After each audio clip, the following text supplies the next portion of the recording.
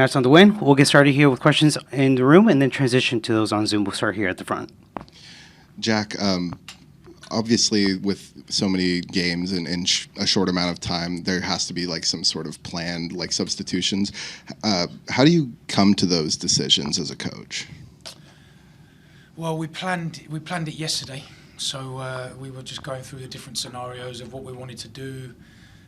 Doesn't always work out perfectly. We had to move it about a little bit, so it was just pre-planned really. We were pretty much nearly there with what we pre-planned. We had to adapt a little bit with certain things that happened, but overall we're happy with that. We're going into Sunday. Next up, please. Hey, Coach, congratulations. When I was talking with Cole Bassett, I mentioned that this is a tournament that has really high stakes. There is no margin for error with a draw and losing points.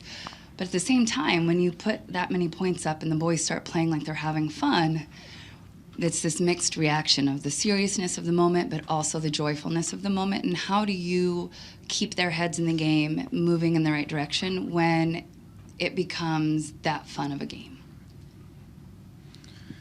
Yeah, I know what you mean. When we were, I think it was 5-1, we started to get a little bit sloppy on the ball. And I think that's just probably a little bit of human instinct creeping in. It actually happened at Seattle, away. And we started to rest on the ball, but rest on the ball in our own half, which you then end up asking for trouble. So those little things like that frustrate me now and again, but ultimately when I take a step back, it's a good evening all round, you know? We'll hear next up. Jack, another thing about this tournament makes it so important is goal differential. Mm-hmm. Team was able to score 5 goals, but they also conceded 2. What were your thoughts on the 2 goals that the team conceded tonight? Someone needs to explain me the rule for the first goal, because I don't know why Alex wasn't allowed back inside the pitch. Because as far as we've read it, he didn't get treatment, so I don't get why he was outside the pitch for so long. And they got that wrong. So that one, we didn't have a central defender when the cross come in. And the second goal, we just get caught. It goes in behind Casado, and he manages to turn in. It's a good finish in fairness, but we could have been better with how we sort of protected the space between the lines. I haven't seen it back though, you know. But the first goal's strange to me. I could be wrong, by the way, but as far as how I interpret it, I don't understand why Alex couldn't come back onto the pitch, unless someone can explain that to me. Hi, Jack.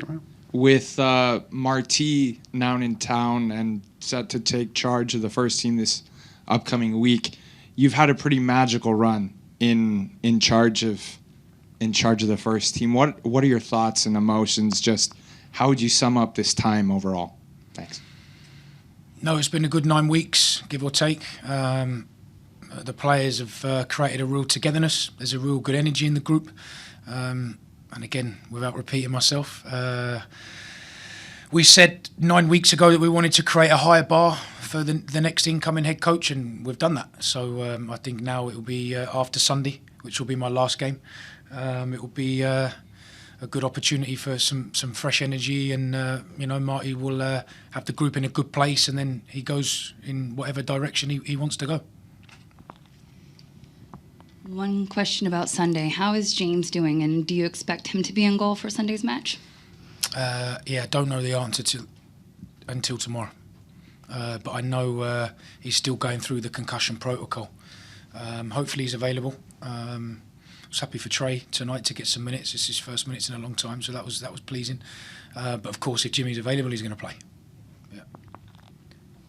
You go to the front. Profe, Spanish? No.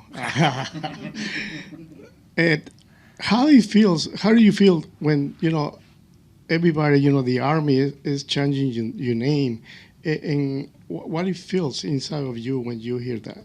No, it means a lot. I think there's been an amazing energy in the stadium since we've had these home games, and I think the players' performances has generated that energy. I've been really grateful for the reception the supporters have given myself, and I'm just really hoping that this sort of revitalised energy around the group can be taken forward now into Marty's reign, and because it makes a massive difference, by the way.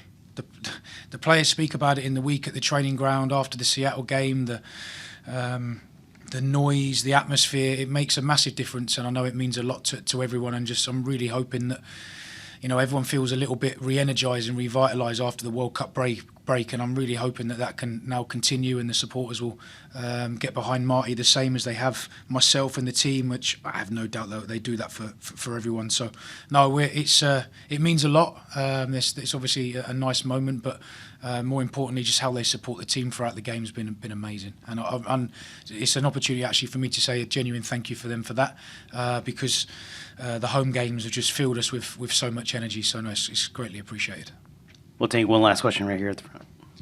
Jack Sawyer gets on for a good deal of the second half on the right wing. What have you made of his your time working with him with T2 and how he played tonight?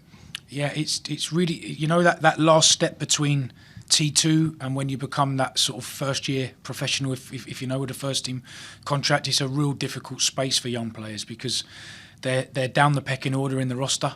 So they're having to be very patient. They're sometimes going and playing minutes with T2, and their program can look a bit difficult, and with different days training here and there. But what Sawyer's got is some real mental strength. He trains so well every single day. I've been just really impressed with his attitude, and I was glad we were able to get him some minutes because if you saw what he did every day and how he conducts himself, he's always one of the last to leave. He's always in the recovery room at the end of the day. He just does everything properly. So I was really glad that we were able to get him on the pitch because he deserved it. Slightly out of position, he had to help us out a little bit there because we had to have a little adaptation. But no, really happy for him.